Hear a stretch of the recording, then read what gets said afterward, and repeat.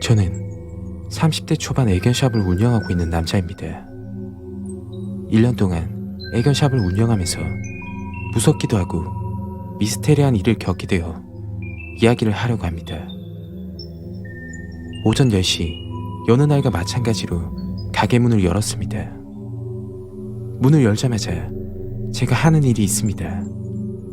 강아지 상태 살펴보기, 패드 갈아주기, 그리고 사료와 물 주기. 1년 동안 늘 반복하던 일이죠.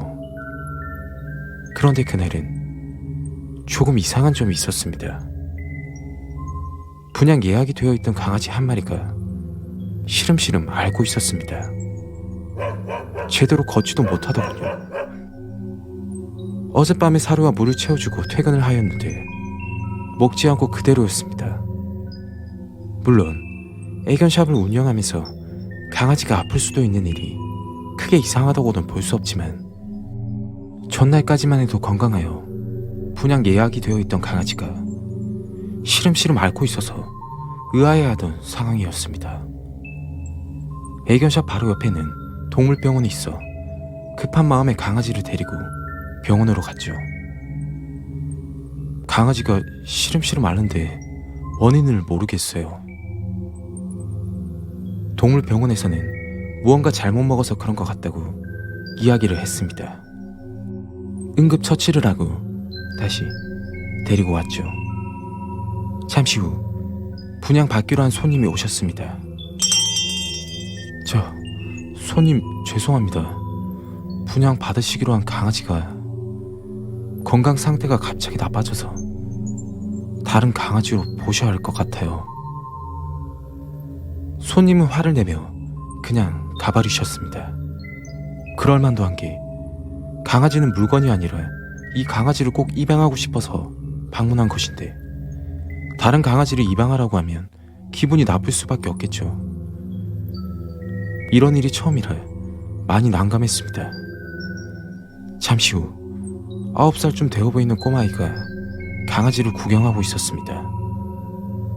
나이가 어려도 손님이긴 하지만 꼬마아이가 비싼 금액을 주며 강아지를 입양할 확률은 희박해 보였기에 응대를 하지 않고 제 할 일을 하고 있었습니다. 그 꼬마아이는 강아지를 유심히 관찰하고 구경하고 있었습니다. 뭐 특별한 상황은 아니었죠. 저 나이 또래 아이들은 강아지를 좋아하니까요.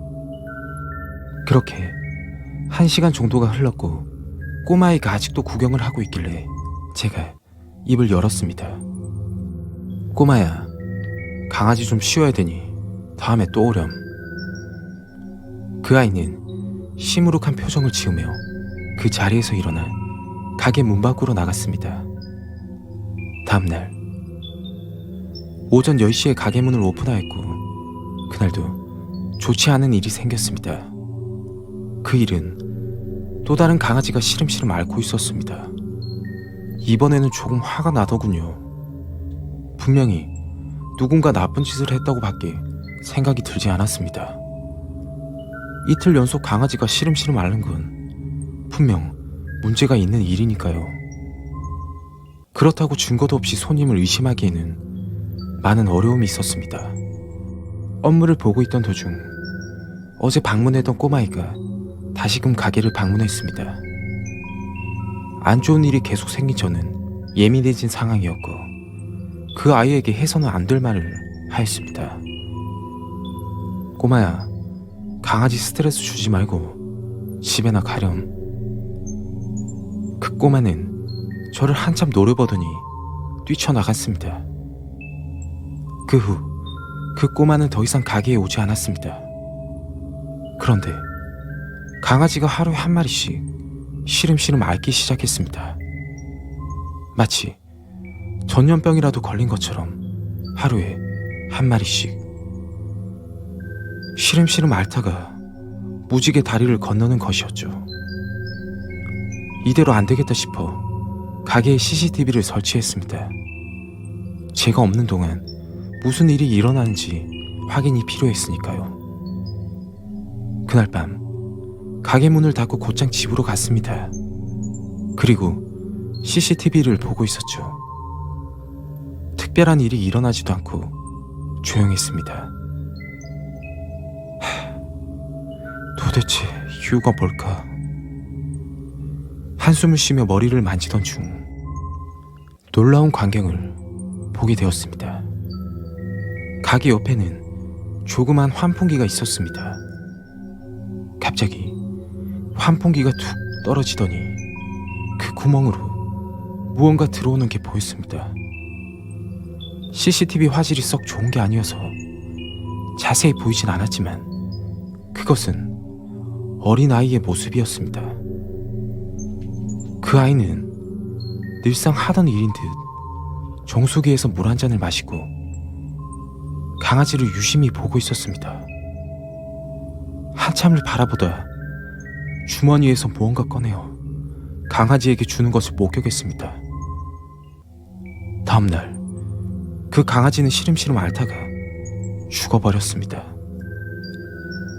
원인을 파악한 저는 그날 밤 가게 문을 닫는 척하면서 가게 안에 몰래 숨어 있었죠.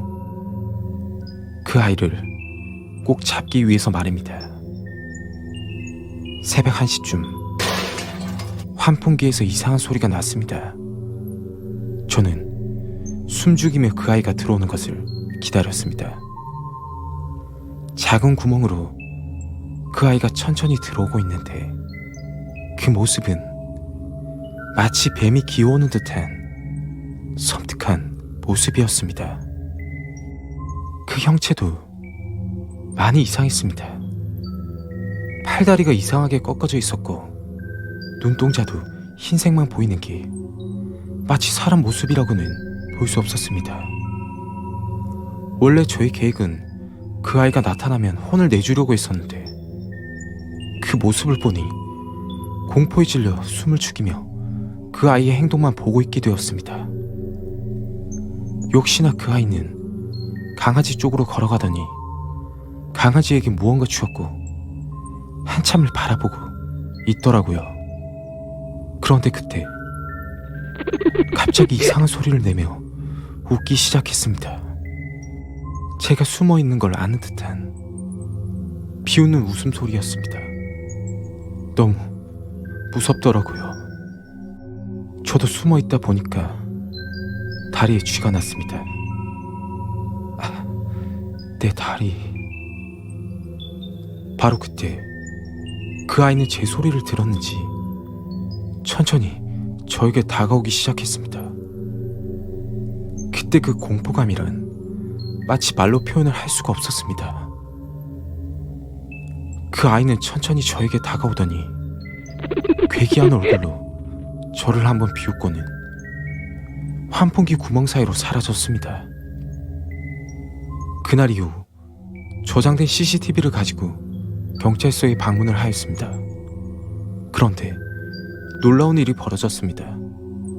CCTV 안에 그 아이의 모습은 녹화가 되지 않았고 겁에 질려있는 제 모습만 녹화가 되어 있었습니다. 머리가 하얗게 되더군요. 다행히 그날 이후로 강아지가 죽어가는 일은 더 이상 생기지 않았습니다. 저는 아직까지 애견샵을 운영 중입니다.